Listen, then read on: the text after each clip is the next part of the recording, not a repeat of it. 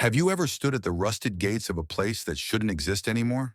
A place whispered about in hushed tones, avoided by locals, swallowed by vines and shadows, yet still humming with a pulse, a cold, wicked pulse. Tonight, you're not just listening.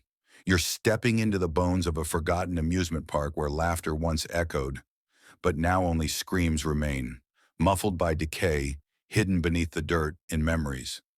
Where the rides no longer move, but something else does.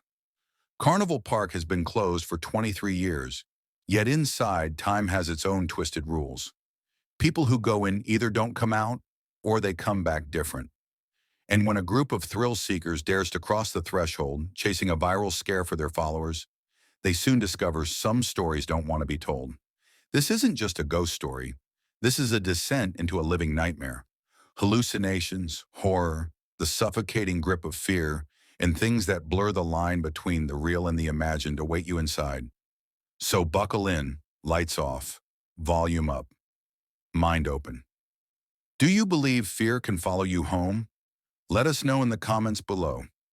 Like, share, and subscribe if you're ready to dive deep into the shadows with us, because this one will stay with you. Welcome to Forever Wild Stories. Welcome to Carnival Park. The van's tires crunched against broken gravel as the headlights pierced through thick fog curling around the woods.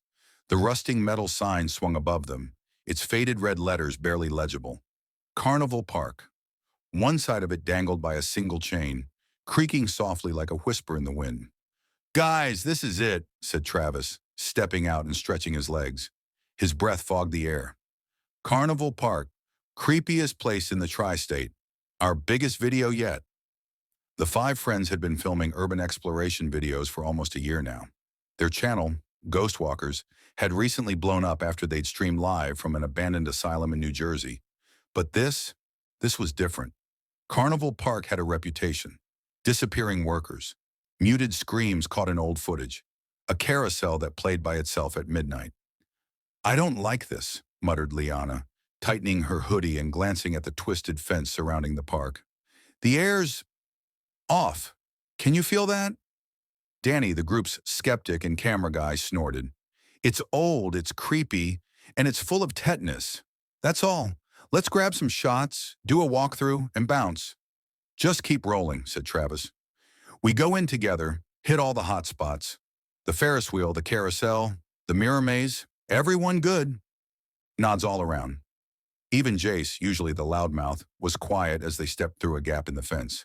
He was chewing his lip, eyes darting. Liana clung to his side, scanning the surroundings. The fog thickened once they passed through, swallowing the light of their flashlights. It was almost like the air refused to let it travel far. The path ahead was overgrown, littered with fragments of popcorn boxes, broken glass, and old soaked flyers from events that never happened. Their boots crunched loudly. The first structure they saw was the ticket booth, its window shattered, the inside covered in dark, splattered stains. Mold and mildew spread across the walls like veins. Someone had scratched words into the paint. "Okay, what the hell does that mean?" Liana whispered. Danny zoomed in. "Perfect thumbnail." They pushed forward. Past the booth stood the main courtyard, where the outline of rides loomed like skeletons in the fog. The Ferris wheel towered above everything, its seats swaying even though there was no wind. It groaned once, deep and metallic. A cold breeze brushed past, making all five freeze. The sound of laughter floated in behind it. Light, childlike. Brief. "Tell me you heard that," Jace said, voice tight. "I did," Travis replied, heartbeat in his ears. "Keep moving." They walked toward the carousel, and as they neared, the fog seemed to clear a little, just enough to see the figures on the ride. The horses were warped, their faces stretched in unnatural grins, glass eyes missing or shattered. One of them had what looked like human teeth glued into its jaw. Danny laughed nervously. "Properties. This park was probably wild before it shut down." "Travis," Liana said, tugging on his arm, "I'm seeing something." He turned to her, and his breath caught. On the carousel, just beside one of the cracked horses, stood a girl in a pale blue dress. Her face was turned toward them, but shadow obscured every feature. Did you bring someone for a scare cameo? She asked. No. Jace raised his camera and zoomed in. It's not showing up. What? She's not on the camera. Travis turned back, and the girl was gone. Okay, that's enough carousel, Danny said quickly. Let's go to the maze. It's on the map. They passed more ruined rides. A roller coaster track snapped in half, a dunk tank with rotting clowns painted on it. Everything had a thin, sticky film on it, like webbing, but not quite. As they neared the mirror maze, the air grew warmer. It was unnatural, humid, like stepping into someone's breath. The structure stood mostly intact, its glass walls fogged and stained. This is where the park's founder vanished, Travis said. Harold Granger walked in one day, never came out. People searched for weeks, but no body, Liana said softly. Jace laughed again, too loud. You guys are hyping yourselves up. Let's go. He entered first, the glass swallowing him, then Danny, then Liana, then Travis. The moment he stepped in, the door slammed shut behind them. It was dead silent inside. No echoes, no ambient noise. Just the sound of their shoes and breathing. Travis blinked at his reflection and realized he had too many. The mirrors were playing tricks. His reflection blinked before he did. Another smiled when he didn't. One turned to look behind him, even though he hadn't moved. Guys, he said, don't trust what you see. Jace was ahead, his silhouette turning every few steps. Then he screamed, short, sharp, and horrifying. They all bolted forward, twisting through glass walls, only to find an empty corner. No Jace. Where is he? Liana's voice cracked. He was right there. Jace! Danny shouted, spinning. Something moved behind them in the mirror. A shadow with antlers, impossibly tall, gliding without walking. Liana grabbed Travis's arm, trembling. Danny turned to run and slam! He hit glass. Blood streaked the mirror. He was dazed, nose broken, barely conscious. We need to get out. Now! Travis pulled him up. They took turn after turn, each one leading to the same spot. The mirrors started warping their faces, elongated mouths, black sockets instead of eyes, grins carved too wide. And then came the voices. You're part of the park now. Smile wide. No escape. One mirror shattered without warning, glass slicing Liana's cheek. She screamed, and blood hit the floor in fat droplets. The broken mirror behind her now showed a completely different reflection. A little boy in a Ringmaster outfit, mouth sewn shut. Travis yanked her forward, ignoring the pain in his shoulder. They turned left. There, a gap in the mirrors, a black curtain. They burst through, falling onto muddy grass outside the maze. The fog welcomed them back, thick and cold. Liana sobbed quietly, pressing her sleeve to her face. Danny lay on the ground, still bleeding. Where's Jace? Travis asked again. The fog replied with a sound. Calliope music, from the carousel, playing, slowly, off-key. The broken calliope music drifted over the fog like a death march, slow and dragging, its pitch warping with every note. It clawed at their sanity, each offbeat chime sounding more like a scream than a melody. We need to find Jace, Liana whispered, her voice trembling as she clutched the fresh wound on her cheek. The blood had soaked through her sleeve. Her eyes darted from shadow to shadow, every silhouette a possible threat. Travis looked around frantically. Which direction did he go? He was ahead of us in the maze, and then he just disappeared. Danny groaned, holding his broken nose. He screamed. I heard it. Something took him. What do you mean, something? Travis demanded. Danny stared at him, eyes wide. I saw it, in the mirror. It wasn't a reflection. It was watching us. It was real. Liana backed away slowly. The carousel music is getting louder. They turned to see it. The carousel was spinning. No power, no generators, no wind. Yet it was turning, jerky, uneven, shrieking like metal was grinding against bone. The horses shifted in rhythm, their cracked mouths gaping wider with each revolution. And there, on one of the horses, was Jace. His body was slumped forward, arms hanging lifelessly at his sides. His head bounced with every turn. From this distance, they couldn't see his face, Jace! Travis screamed, sprinting toward the ride.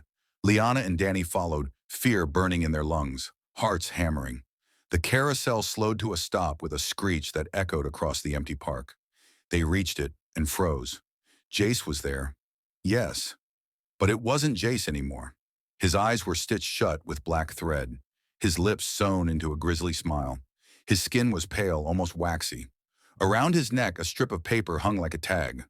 Liana reached out, hesitating before pulling it off. It was stained and torn, but she could just make out the words scrawled in red. Admission granted. 1 of 5. Travis staggered backward, bile rising in his throat. What the hell is this? Danny dropped to his knees, dry heaving. Liana trembled as she looked at Jace's body. They're collecting us. What? 1 of 5. 5 of us came here. Her voice cracked. Jace is first. The calliope music stopped, cutting off with a final screech that rang through their skulls like nails dragged on glass. They ran. No plan, no direction, just raw instinct and overwhelming panic. The park around them twisted as they moved. Rides shifted, paths warped. The layout they had memorized from the old blueprints online was gone. They ran past a rusted game booth. Stuffed animals inside twitched slightly, their button eyes following them. A ring toss game had discolored glass bottles filled with black, congealed liquid. One of the rings suddenly flew off the counter, crashing into the fence behind them with a clang. Travis shoved a gate open and they stumbled into an overgrown section of the park. Trees leaned over unnaturally, their limbs crooked like broken arms. Thick vines had overtaken this area, curling tightly around an old sign, Funhouse. They didn't even think. They pushed through the creaking door, gasping for air. Inside, it was pitch black. The smell hit them first, rot, sweat, and mildew. Liana flicked her flashlight on. The hallway stretched impossibly long in front of them, lined with faded murals of grinning clowns and candy-striped corridors. The eyes of the painted figures seemed to shimmer when the light passed over them. Danny hesitated. Why are we going deeper? We need to hide, Liana said. Whatever's outside is hunting us. We're not safe anywhere, Travis muttered, still seeing Jace's smiling corpse every time he blinked. The funhouse groaned as they moved forward. Lights flickered overhead, dim and orange. Some buzzed weakly, then died out. The floor creaked beneath their feet. They passed a hallway of mirrors, this time warped funhouse glass. Travis dared to glance into one. His reflection wasn't looking back at him. It faced away, breathing heavily. He stopped. The reflection slowly turned its head toward him. Its eyes were gone, replaced with holes that dripped tar. Its smile stretched from ear to ear, far too wide. It lifted one hand, finger outstretched, and beckoned. Move! Travis shouted, pulling the others ahead. They sprinted down the hallway and crashed through a curtain of hanging clown heads made of papier-mâché. They swung with hollow thuds as they passed. Suddenly, the floor gave way. They fell hard into darkness. Travis hit the ground first, landing on something soft and wet. He coughed, gasping for air. Liana landed beside him with a shriek, then Danny. What? What the hell is this? Danny asked, pushing himself up. The room was dimly lit by a single flickering bulb.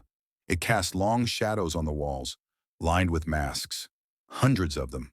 Porcelain faces, all painted with different smiles. Some were crying, some laughing, some screaming. And in the center of the room, a large cracked mirror. Unlike the others, this one was tall and arched, framed by carved wooden figures of children. The surface shimmered, not like glass, but like water. Something pulsed behind it. Liana stepped closer. Don't, Travis said, voice hollow. I see something. The glass rippled. Liana's face changed, eyes widening, pupils shrinking. I see myself, she whispered, but it's not me, it's... Her reflection moved first. It pressed its hand against the inside of the glass. Then it smiled and began pounding. The mirror cracked with each hit, spiderweb fractures spreading outward. The masks on the walls began to chatter, their jaws clacking together like bones. Danny scrambled back. It's coming through! Travis grabbed Liana and yanked her away just as the glass exploded outward, sending shards across the room. A figure stepped out, A perfect double of Liana, but wrong. Its eyes were black, empty, its grin identical to Jace's. It lunged. They ran again. Up the stairs through a hallway of warped music boxes that started playing as they passed, each with a different warped lullaby. One played in reverse, one whispered words in another language, one just hissed at static. They emerged through a side door into a fenced section behind the funhouse, gasping, bleeding, and trembling. Silence fell again. They weren't alone. At the far end of the yard stood a clown, completely still. It wasn't a prop. Its costume was old and filthy, yellowed with time. Its face was pale and cracked like porcelain, and its eyes were nothing but black holes. It raised its hand and pointed at Danny. He backed away, shaking his head. Number no, no. A soft chime rang through the air. Then a voice, as if spoken from a busted speaker somewhere deep underground. 2 of 5. Danny staggered back, the clown's shadow stretching across the dirt like a gnarled hand. Its mouth slowly widened into a jagged, unnatural grin that split its porcelain face from cheek to cheek. The sound of cracking ceramic echoed faintly in the fog. No, Danny whimpered. I'm not going out like this. No! He turned and ran, feet pounding across the brittle ground, leaving Travis and Liana frozen. Danny, Travis called, but it was no use. The clown didn't chase. It simply vanished, gone in a blink, like it had never been there. Liana collapsed to her knees, tears trailing silently down her face. That thing, it's choosing us, picking us off. Travis knelt beside her, gripping her shoulder. We can't let it. We stick together. That's the only way. A low, chittering noise rose from behind them. They whipped around, flashlights scanning the yard. At the base of the funhouse wall, something crawled from beneath the floorboards, a mass of limbs and clown shoes, twitching erratically, its shape barely human. Liana screamed. Travis grabbed her hand, and they bolted into the trees behind the building, branches whipping across their faces. The forest behind Carnival Park hadn't been on any map. No paths, no fences, just tangled roots and darkness. They ran until the park sounds faded into the distance. For a moment, there was only silence and the crunch of their feet against the forest floor. Then, hello? A voice. Weak, familiar. Travis skidded to a stop, flashlight trembling in his grip. Danny? They spun toward the sound. Sure enough, just behind a moss-covered tree, a figure stumbled into view. Danny, but he was wrong. His clothes were torn, his skin pale, eyes wide and vacant. He swayed like a drunk marionette. Guys, he said again, softer. Liana started toward him. No! Travis grabbed her. Something's not right. Danny's head twitched to the side. I found the exit, he whispered. It's in the Hall of Whispers. The what? Liana asked, voice trembling. Danny smiled. Blood leaked from his nose. You just have to listen long enough. And then he collapsed, limbs bending in ways they shouldn't. Bones snapped. His head twisted 180 degrees, mouth gaping as something peeled itself out from inside him. Not from his skin, from his shadow. A tall, thin figure emerged, dripping black ichor, its body veiled in fragments of carnival clothes. A torn ringleader's coat, a shattered top hat, gloves too large for its spindly fingers. Its face was a cracked mirror. In its reflection, a dozen screaming faces, one of them Jace's. Liana screamed. Travis pulled her back, and they ran again. The creature didn't follow, but they could hear it breathing behind them, rasping, hollow. They broke out of the woods and into a part of the park neither of them recognized. The fog was so thick now it felt like walking through cloth. Figures shifted at the edges of their vision, children's silhouettes, giggling, running just out of reach. Everywhere they turned, they were surrounded by mirrors, small ones nailed to posts, cracked hand mirrors stuck into the mud.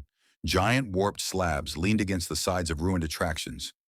Each one whispered their names. Travis, Liana, Travis, Liana. Come play, stay, forever. They covered their ears and kept moving until they found themselves at the entrance to an old theater. Above the double doors, a neon sign flickered erratically. The Hall of Whispers. Travis and Liana exchanged a look. That's what Danny said, she whispered. Travis hesitated. What if that wasn't him? It wasn't, but I don't think we have a choice. The doors creaked open at their touch. Inside was darkness, thicker than before. The flashlight flickered and died. Then they heard it. Whispers. Thousands of them. From every corner, every crack in the wall, every speck of dust. They filled the air. The kind of whispers that sounded like secrets you weren't meant to hear. Private, horrible things. Liana clutched her ears, trembling. They're in my head. The aisle stretched before them, leading to a rotted stage. The seats were filled with lifeless mannequins, dressed as old carnival patrons. Greased hair, paper popcorn bags, sun hats, clown noses. Every head turned slowly as the two walked past. On stage, a spotlight flickered to life. In it stood a man in a faded ringmaster's suit. Tall hat, black gloves. His face was missing, nothing but skin stretched over an empty cavity. In one hand, he held a cane. In the other, a mirror shard. The whispers intensified. He didn't move. Not at first. Then slowly, he raised the shard to where his face should be and slammed it into the skin. It sank in like it was nothing. Suddenly, his body convulsed. He screamed, but it wasn't a scream of pain. It was a laugh. The mannequins turned to face Travis and Liana. One by one, they began laughing too. Mouths cracking open, teeth sharp and yellow, torsos bending unnaturally as their voices rose. The whispers merged into something else. A name. Harold. Harold. Harold Granger. The founder. The one who disappeared. The ringmaster. The man on stage twitched his fingers, then pointed the cane at Liana. Travis lunged at her just as a mirror to their left exploded, sending shards across the aisle. One shard embedded itself into his leg. He screamed, dragging her behind a seat. From behind the stage curtain, two shadows peeled away and floated toward them, featureless, except for their smiling mouths.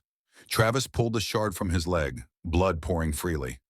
"We have to destroy the mirrors," he shouted over the laughter. "It's how they see us." Liana snatched a loose metal rod from a seat and charged the nearest mirror. She smashed it, sending silver fragments scattering. The mannequin closest to her convulsed and dropped limp. She turned, eyes wide. It worked! Together they tore through the rows, smashing mirrors on the walls and on mannequin faces. Each time one shattered, a whisper fell silent. Until, boom! The stage exploded, sending flame and smoke into the aisles. The ringmaster emerged from the fire, his body glowing, now fully formed. His face was made entirely of shifting reflections, a dozen lives caught in each moment. His voice thundered through the room without sound. 3 of 5. Liana turned to Travis. Something was wrong. He was frozen, eyes wide. A mirror shard still clutched in his hand. But his body was going still, stiff. His face began to split at the cheeks, slowly turning upward. His mouth widened. Too far. "No," Liana whispered, backing away. He looked at her. "It's your turn." Liana stumbled backward, heart jackhammering in her chest as Travis' face warped into a grotesque imitation of a grin. His eyes, once warm and determined, had dulled, now glossed over like the mannequins seated in the crowd behind him. His smile crept wider, stretching his skin until it looked ready to split. "No," she whispered. "Travis, don't." But whatever he had been was gone. His head tilted, twitching unnaturally, and he took a slow, jerking step toward her. The ringmaster stood behind him, rising above the ruined stage like a puppet master observing his favorite marionette. Smoke curled around his cane as he raised it again, and the mirrors in the theater began to glow with an eerie, pulsating blue light. Each one showed something different now. Rooms they hadn't seen yet, people screaming, carnival workers with their faces peeled into jester masks, shadow figures skittering behind blood-slick curtains. And in one mirror, her mother, sitting in a dusty rocking chair, her lips moving slowly. "Run, Liana. Don't look back." Liana gasped, tears burning her eyes. "Number, you're not real. You're not real." The mannequin audience began to rise, limbs snapping into motion, twisted heads lolling, grins widening. Travis took another step. She ran. Through the aisle, leaping over toppled seats, smashing a mirror as she passed. It shattered with a sound like a scream. A hand reached for her from the left. She ducked and jabbed the metal rod she still carried into the thing's jaw. It shrieked in a gurgling hiss and crumbled to ash. She reached the exit doors and slammed into something solid. A clown. Not the porcelain one.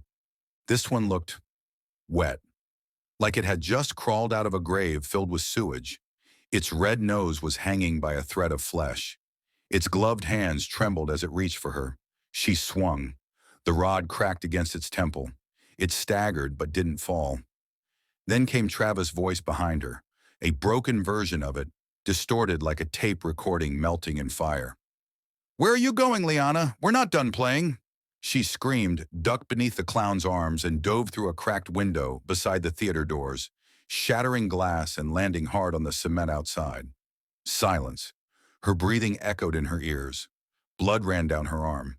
She could barely hear the whispers anymore, but she felt them, itching in her skull, like a parasite curling beneath the surface. She crawled away, dragging herself behind a broken popcorn cart. She peeked back. No one had followed her. Not yet. She needed to move. She stood wincing and limped across a field of rusted rides. A Ferris wheel loomed nearby, its cars creaking gently in the fog, though no wind stirred. At the base, a small booth had a faint light glowing from inside. It was the first warm light she'd seen all night. She approached slowly, every step crunching gravel beneath her feet. The booth was smeared with faded clown posters and warning signs. One was clear enough to read, "Carnival Park, open your eyes to the fun." The light inside flickered. A dusty bulb swung overhead. Inside sat a woman, pale, gaunt, face painted like a mime. Her eyes were sewn shut. Her hands twitched across a cash register, tapping invisible keys. Liana paused. "Hello?" The woman didn't respond. She stepped closer. Still nothing. Then the woman spoke, her lips moving, but no sound came. Instead, Liana heard her inside her head. 3 remain. 1 heart, 1 breath, 1 truth. Find the beating ride. Cut the cables. Free the soul. Liana clutched her ears. "What does that mean?" The woman's head tilted sharply, her stitched lips tugged into a tight smile. Then her skin began to peel, flaking off in ribbons, revealing words etched into the bone beneath. "Nothing leaves, nothing ever leaves." The booth light popped and went black. Liana screamed and backed away, tripping over a fallen trash can. She rolled, got to her feet, and ran again, toward the sound of something mechanical groaning in the distance. As she crossed into the next section of the park, a horrible heartbeat began pulsing through the air. Thump, thump, thump. It wasn't just a sound. The ground beneath her feet trembled with each beat. She stopped in front of an old ride, the Grinner coaster. The tracks were twisted like melted wire. The carts had faces carved into them, grinning children and laughing skulls. The loading station was dark except for one glowing switch that flickered red. The sound of the heartbeat was loudest here. The ride was alive. She remembered the woman's words. Find the beating ride. Cut the cables. She circled around the back of the control room. Inside was a tangle of rusted wires, switches, and control panels, all caked with grime. The cables hummed with energy, black, oily cords that pulsed in rhythm with the heartbeat. She found a jagged piece of metal, sharpened at one end. Her hand shook. As she reached for the cables, a voice rose from the shadows behind her. "If you kill the ride, he'll come for you." She turned fast. A child stood in the corner of the control room, or what was left of one.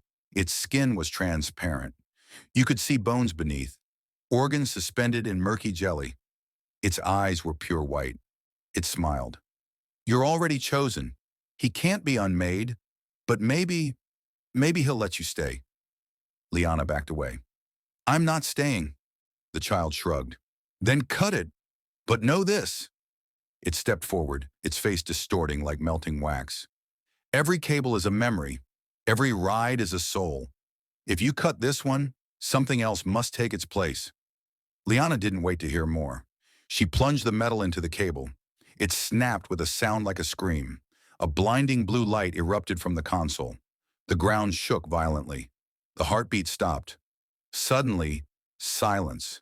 Too much silence. Then a howl. From somewhere deep in the park, a long, guttural shriek that didn't sound human. She stepped back, gasping. The lights on the coaster shut down. The grinning faces on the carts melted, their painted eyes sliding down like tears. The child was gone. But on the wall, written in blood, 4 of 5. She turned. Behind her, standing on the tracks, was Travis, but not the twisted version from before. This one looked whole, real. His face was calm. His eyes met hers. "Liana," he said softly. She hesitated. He stepped closer. "Don't, don't move," she shouted, but his voice trembled with grief. "I fought it. I, I think I'm still me." "How do I know?" she asked. He looked at her, pleading. Then his mouth twitched and whispered, "It's your turn." Liana stepped back, the jagged metal still gripped tight in her shaking hand. Travis took another step forward, his foot landing silently on the coaster tracks, eyes glossy beneath the grime and shadow. "You're not him," she whispered. He smiled faintly. "I want to be." Her heart stuttered. "What does that mean?" He blinked and something behind his eyes shifted, like a ripple in water hiding a shark's fin. "The park is changing," he murmured. "It doesn't want you dead, Liana. It wants you hollow, wants you like the rest." She shook her head, backing toward the exit. "Stay away from me." Travis stepped off the tracks, hands raised slightly. "I can help. You're down to the last ride now. Just one more. It's the only way out." "How do I know you're not lying?" she asked, her voice trembling. "You said it yourself. This place warps us." He stopped, face falling. "Then kill me. End it now." Her grip tightened on the metal. His expression didn't flinch. "Go on," he whispered. "Drive it through my throat." She couldn't move, not until he took another step, and smiled too wide. That was all she needed. Liana turned and ran. The park twisted around her as she fled, buildings leaning inward, forming narrow corridors of warped wood and rotted siding. Music began to play from nowhere. An old carousel melody played too slow, like it was melting on a warped record. Laughter echoed through the trees, childlike and cruel. The sky above the park turned black. Not like night, void. No stars, no moon. Just a ceiling of nothingness that pressed down on her like a lid on a coffin. She burst into an open courtyard, flanked by shattered ticket booths and overturned food stands. In the center stood a ride she hadn't seen before. It hadn't been there before. It couldn't have been there before. The Blood Swing. A massive spinning swing ride towered above her, each seat draped with shredded cloth and tangled ropes. Chains groaned as the ride turned slowly, though there was no wind. The sound it made wasn't metal on metal. It was breathing. With every rotation, the central column exhaled. The ground beneath the ride was soaked, red. Not rust, not paint, blood. Liana took a step forward, squinting through the haze. There were people on the swings, bodies, eyes wide, mouths stretched open in soundless screams. Their arms dangled as they spun, heads rolling side to side. Each swing carried a different face. One was Jace, another, her fifth-grade teacher, another, herself. She stumbled backward, gagging. Then the music changed. The carousel melody became a lullaby, one she hadn't heard in years. Her mother used to hum it, a slow, delicate tune that wrapped around her like a blanket. And the ride whispered, "Liana." She turned in circles, trying to find the source. But it was everywhere. The call came from the swings, from the ground, from inside her head. One of the swings slowed as the ride came to a stop, the breathing ceasing. The swing faced her directly, empty, waiting. "No," she said aloud. "I'm not getting on." A deep voice echoed across the courtyard, calm, steady, and terrifyingly amused. "But you already have," she blinked, and suddenly she was on the swing, straps coiled around her arms, legs, and chest. The metal dug into her skin, cold and wet. She thrashed, but the ride began to spin again. Slow at first, then faster, faster. The ground became a blur beneath her feet. The sky pulsed. Then, flash! She was in a hallway, sterile and white, nurses walking past with clipboards. Her mother sat in a chair beside a hospital bed. A young Liana lay in it, asleep. Machines beeped softly. "No," she gasped. "No, I don't want to see this." Flash. She was 10 years old again, watching her father storm out of the house, suitcase in hand, rain pouring through the open door, her mother crying at the kitchen sink. Flash. Back in the ride, screaming. The faces on the other swings turned to her now. Their mouths opened in unison, letting out an inhuman howl that rose into the dark sky and shattered the illusion. The ride spun faster. The faces began to decay, skin peeling away, muscles twitching, eyes melting. And still they stared at her, always smiling. "Let me go!" she screamed. The swing jerked upward, rising high above the park. From here she could see everything. The park sprawled out below, impossible in size, larger than cities, stretching into oblivion. Every ride spun, every tent flapped, every light blinked, all alive, all watching. Then the swing stopped midair, suspended. No chains, just floating. Before her, a figure appeared. Not the ringmaster this time. This one was something else. A tall, hunched thing with no face, only a dozen mirrored hands covering its head. Its limbs bent the wrong way. From its back spilled a black fog, filled with whispering mouths and laughing eyes. It floated closer. One hand peeled away from its face, revealing a hollow socket where its eye should be. From inside, something slithered out, a worm-like creature with a clown smile and sharpened teeth. "You can stay," the thing said, voice like rusted hinges. "We'll even give you your friends back." It extended a hand. In its palm, Travis, whole again, Jace smiling, her mother alive and laughing. "Just take the swing again. Let it finish." Liana wept, trembling. "You're not them." The creature's voice hardened. "Number, but we can be." Her swing began to lower, back toward the ground, but the chains now ended in skeletal arms, reaching up to pull her in. The platform below turned into a gaping mouth, rows of teeth grinding slowly. One chance. She yanked the sharpened metal from her belt and slashed at the straps. They shrieked. Black ichor sprayed into the air. The swing snapped free and she plummeted, straight down, into the mouth, darkness. Then, she was lying on cold concrete, alone, panting, bleeding. The blood swing was gone. So was the courtyard.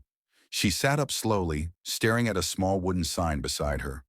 Burned into it were 3 words: 5 of 5. The ground beneath her began to tremble again, this time not with a heartbeat, but a pulse, like something beneath the park was waking up.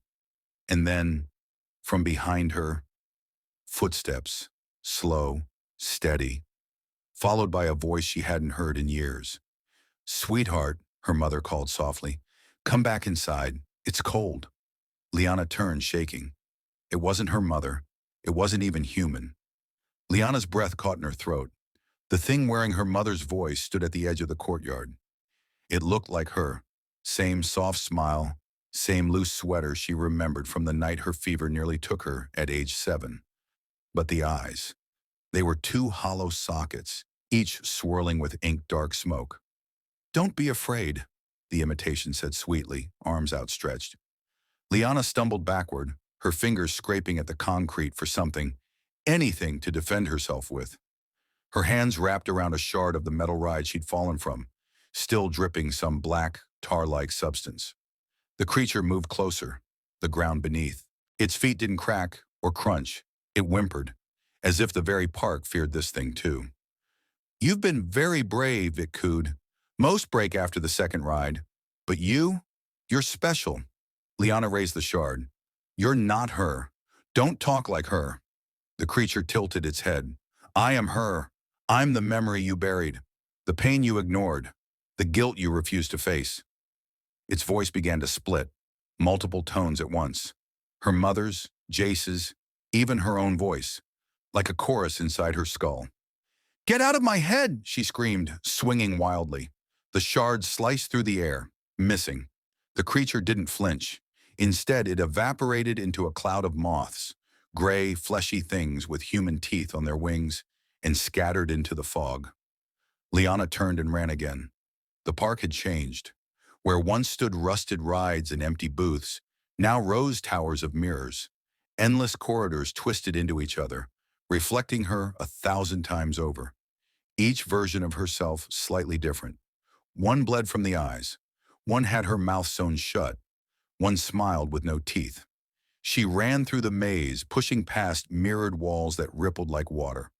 Her reflection followed beside her, matching her movements until suddenly it didn't. Her mirrored self stopped. Liana kept running, but the reflection turned, smiled, and waved. Then it stepped through the mirror. Into her world. Liana skidded to a halt and turned. Her doppelganger now stood in front of her. Same clothes, same face. But something was wrong. Its skin was paper white. Its eyes were all pupil. It didn't breathe. "Who are you?" Liana demanded. The clone grinned. "I'm who you would have been. If you'd stayed.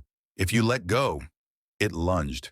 Liana ducked just in time, the creature crashing into a mirror behind her, with a sound like bones breaking underwater. She ran again, this time following the sound of drums in the distance. The deeper into the mirrored maze she went, the harder it became to breathe. The air thickened.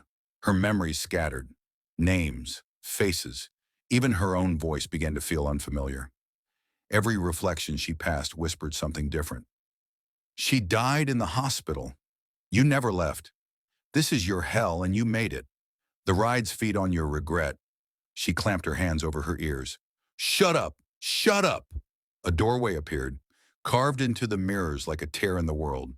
On the other side, a dark tent, lit from within by a flickering red glow. No signs, no music, just the sound of breathing. Not hers, not human. She entered. The inside was massive, impossible in scale. The fabric walls stretched 100 feet high, and the tent ceiling shifted like it was alive. In the center sat a carousel, but not like the others. This one had no horses. Instead, it bore cages. Inside each cage, someone trapped. She recognized their faces instantly. Travis, Jace, her father, and dozens more. Faces from the past, some real, some imagined, all screaming in perfect silence. Each time the carousel spun, the cages lowered into a pit beneath it, where fire crackled and clawed hands reached up to drag them deeper. A tall figure stood beside the ride, one she hadn't seen before. Its face was an ornate porcelain mask, eyes slitted, mouth in a permanent grin. Its limbs were too long, fingers dragging across the ground. A top hat sat on its head, and its coat fluttered, though there was no wind. It was the collector. "You freed 5 rides," was said, voice like a xylophone made of bones. "Now the park must feed." Liana lifted her makeshift weapon. "Let them go." The collector chuckled, holding out one skeletal hand. "They chose this. As you will. Regret makes the finest fuel, and yours is ripe." "I don't belong here," she spat. "This isn't real. You're not real." The collector stepped closer. "But you came here, didn't you? No one comes to Carnival Park by accident." The carousel roared to life, spinning faster, the flames below growing taller. Screams filled the air now, real ones. She lunged for the nearest cage. Travis. He reached out to her, face drenched in blood. "Help me," he cried. "Please, it's burning." She grabbed the bars and pulled. They didn't budge. The carousel jerked downward. "No!" she screamed. A flash, then she was somewhere else. A bedroom, her childhood bedroom. Clean, safe, silent. Was it a dream? She stepped to the mirror above her desk and saw herself, young, innocent, untouched by horror. Then the mirror split open. The park stared back, rotten, twisting, laughing. It was inside her. She blinked and was back in the tent. The collector had vanished. In his place, a staircase spiraling downward, deep into the earth beneath Carnival Park, etched above it in dripping paint. The final ride awaits. Liana stood at the top, eyes burning with salt and smoke, lungs torn from screams, clothes soaked in filth and blood. She knew. The heart of the park was below. If she went down, there was no going back. But if she didn't, everyone would stay trapped, including herself. She stepped forward, down the first stair. The darkness swallowed her. One step, then two, then three. With each one, the whispers grew louder. The air grew warmer. And somewhere below, something opened its eyes. The steps spiraled downward with no end in sight. Each one seemed to groan under Liana's weight, as if the stairs were protesting her descent. The walls pressed inward, stitched together with carnival posters, tattered, burnt, and wet. She didn't want to know what with. Faint music wafted up from the depths below, like a demented calliope melting under heat, notes bending and dragging. The deeper she went, the more her body ached, not from exhaustion, but from memory. Her joints stiffened with old pain. Her bones whispered regrets she'd tried to forget. And still, she descended. The whispers grew louder. They no longer floated in the background. They knew her name. Liana, you left us. We waited for you.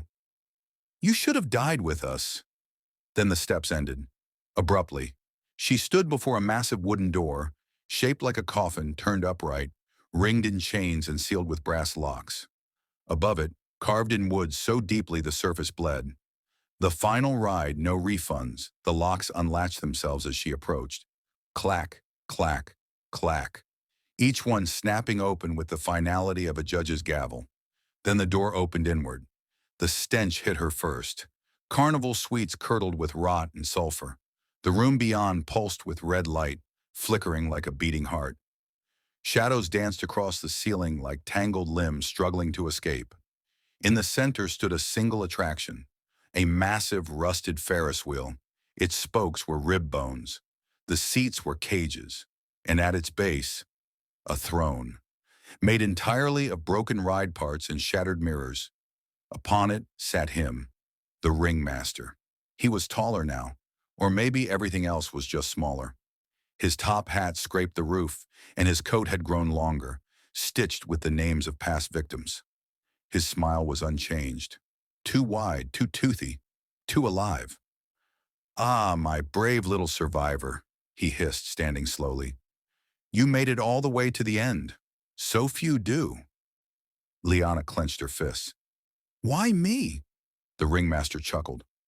"Why not you? The park calls to the broken, the forgotten, the guilty. I didn't ask to come here. No one does," he said, beginning to circle her like a vulture. "But something inside you opened the gate, something hollow. And oh, Liana, you were so hollow when you arrived." She turned to face him. "Then why put me through all this? Why the rides, the memories, the hallucinations?" He stopped, inches from her face. "Because fear fills the cracks. And once you're full of fear, you're ours." The Ferris wheel began to turn behind him, each cage glowing faintly. Inside each one, a version of her, crying, screaming, laughing manically, curled in the fetal position. Every choice she'd never made, every life she didn't live.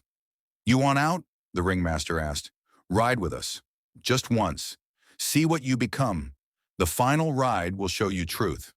What happens if I refuse?" He grinned wider. "Then you stay and rot, like the rest." Liana stepped toward the wheel. It stopped spinning. One cage opened, empty, waiting, just like the blood swing. She turned to him.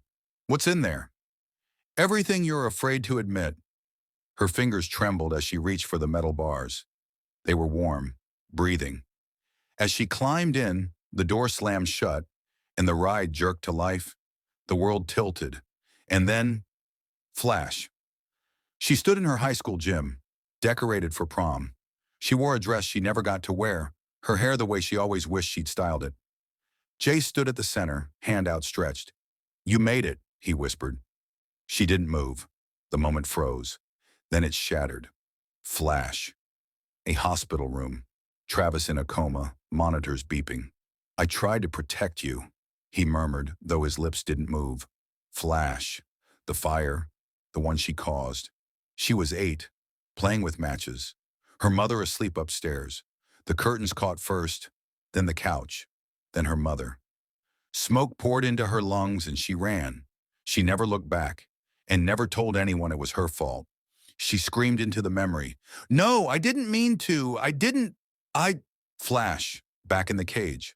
The Ferris wheel stopped. The ringmaster was gone. The entire tent gone. She was now inside a church, burned to its foundation, only charred pews and blackened walls remaining. At the altar stood every person she'd lost. Her mother, her father, Jace, Travis, even the others. Strangers she'd passed in life but never remembered. Faces distorted, skulls smiling. "You never let us rest," they said in unison. "You fed the park with your grief." "She's ready," said her reflection, now standing behind the altar in a preacher's robes. "She belongs." The pews began to collapse inward. The walls bled. The sky turned inside out. And then, she was back, standing before the Ferris wheel again. But now the cages were empty. The ringmaster stood before her, slow clapping. "Beautiful," he whispered. "Now you understand. You carry us with you. You are the park. Every laugh, every scream, every twisted ride, born from your own sins." "I'm not staying here," she hissed. He leaned in. "But where would you go? You're nothing out there. You're alive in here." The walls began to close in. The tent shrank. The wheel spun wildly, cages smashing into each other, sparks raining down like fire. "Pick your place," he roared. "Be the fortune teller. Be the tightrope ghost. Be the scream in the funhouse mirror." She raised the rusted shard again, but this time she didn't strike him. She plunged it into the ground. The earth shuddered. The park screamed. Light burst from beneath the tent, cracks racing outward in every direction. The rides shook, collapsing in on themselves. The mirrors shattered, releasing clouds of moths. The laughter stopped. The ringmaster screamed, clutching his head. "No, no, you can't! You don't have the right!" "I do," she whispered. "It was never yours." The floor beneath her crumbled. She fell again, this time into white, blinding, endless. And then, a faint voice, calling her name, louder, clearer. "Liana." Her eyes fluttered open. She was lying in grass. Morning light spilled through the trees. A voice spoke beside her. "You made it." She turned her head. Travis knelt beside her, real, whole, alive. But he wasn't smiling, because around them the ground was still breathing. The grass twitched beneath Liana like muscle memory. It pulsed to a rhythm she didn't understand, one that didn't belong in any natural world. Her fingers dug into the soil. It was warm, soft, too soft. The faint scent of carnival candy still lingered in the air, mixed with blood and ashes. Travis was crouched beside her, unmoving. He stared at her, but his eyes didn't blink. "Are you real?" she whispered, voice hoarse. He nodded once, slowly, but something about his face. There were no shadows on it, despite the sun overhead. She sat up, wincing as sharp pain stabbed through her ribs. "We made it out, didn't we?" Travis didn't answer. Instead, he stood, turned, and walked toward the tree line without another word. "Travis!" she called. He vanished. The woods around her were still, too still. Birdsong non-existent. Wind absent. Time stopped. Liana stood slowly. Every part of her screamed. Every muscle ached with exhaustion and trauma. But the worst pain wasn't physical. It was knowing the final ride wasn't over. She turned in a slow circle, and that's when she saw it. The gate, blackened iron, twisted and bent, now half swallowed by the ground. Above it, the once bright sign now hung at an angle, its bulbs all shattered. Carnival Park opened for the damned. The path beneath it beckoned. She should have run, should have screamed, but instead, she walked through it, because deep down she knew. You never leave Carnival Park until it lets you go. The park was in ruin. The rides had collapsed into heaps of twisted metal and bone. The tents had melted into sludge, steaming in the morning sun. The air felt lighter, but charged, like the final seconds before a lightning strike. In the center of the destruction stood the carousel, still turning, still humming that warped lullaby. And atop it, the throne. But it wasn't the ringmaster who sat there now. It was her, a version of Liana, pale, expressionless, her eyes white, swirling like smoke in a glass jar. She stood in front of herself. The doppelganger tilted her head. "Did you enjoy the ride?" it asked. "No more tricks," Liana said. "No more illusions." "Oh, this was never an illusion," her mirror self replied. "It was memory, truth, pain. I faced it." "You tasted it," the other said. "You haven't finished." The carousel slowed. Each seat now held a version of her family. Her mother coughing smoke, her father weeping blood, Jace with no mouth, just eyes wide with regret. "What do you want from me?" she cried. Her double stepped down from the carousel, feet never touching the ground. "You think survival is the end of the story," she said softly. "But surviving is just the beginning.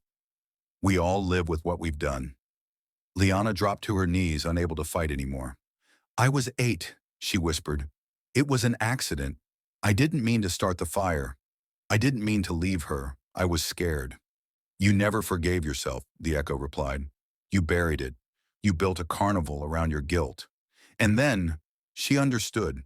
She hadn't stumbled into Carnival Park. She'd created it. Every twisted ride, every haunted reflection, every hallucination, born from grief, guilt, trauma. "I did this," she murmured. "Yes," her double said, kneeling beside her. "And only you can end it." The carousel stopped. One seat remained empty. Liana stood. She stepped toward it. "I have to ride it again?" The other Liana shook her head. "Number, you have to take control of it. What if I fail? Then you become me." Her heart thundered. She looked at the seat, its metal slick with blood, its frame groaning like it knew what came next. She climbed in. The world blurred. She stood in the fire again. Her mother's scream echoed upstairs. The curtains melted like wax. The couch was gone. Smoke wrapped around her like a hand. But this time, she didn't run. She climbed the stairs.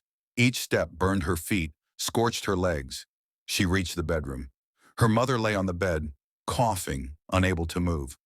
"Liana," she croaked. "I'm here," she said, voice steady. The room was collapsing. Beams crashed around them. She took her mother's hand. She didn't run. She didn't leave. She closed her eyes and let go. When she opened them again, she was on the grass. Real grass. Birds chirped overhead.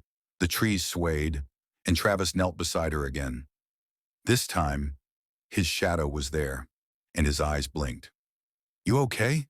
he asked. She sat up slowly. The pain was gone. The carnival was gone. The gate was gone. Only the wind remained. "I think it's over," she said quietly. He nodded. "We found you unconscious by the road. You were talking to yourself, screaming." "How long was I gone?" "Couple of hours," he said. "The others are looking around, but there's nothing back there. No rides, no tents, just an empty field." She stood, took one last look over her shoulder. Where once stood the nightmare of Carnival Park.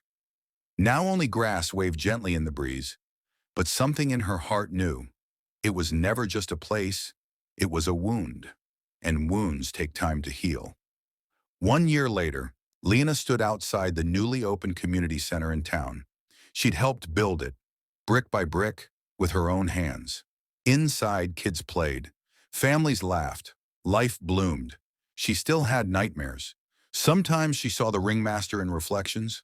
Sometimes the carousel's tune played faintly when no music was near. But she knew now. That's what healing looked like. Not silence, but surviving the sound. As she walked away, a shadow passed over her. She turned. Nothing there. But far off in the breeze came the sound of distant laughter and a whisper.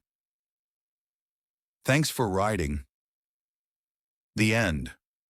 What did you think of the finale of Abandoned and Afraid, exploring the creepy remains of Carnival Park? Drop a comment and let me know what your favorite part was, or what you would have done if you were trapped in Carnival Park. Don't forget to like, share, and subscribe to Forever Wild Stories for more chilling adventures that twist reality and tear into the shadows. Until next time, keep your eyes open. The carnival never truly closes.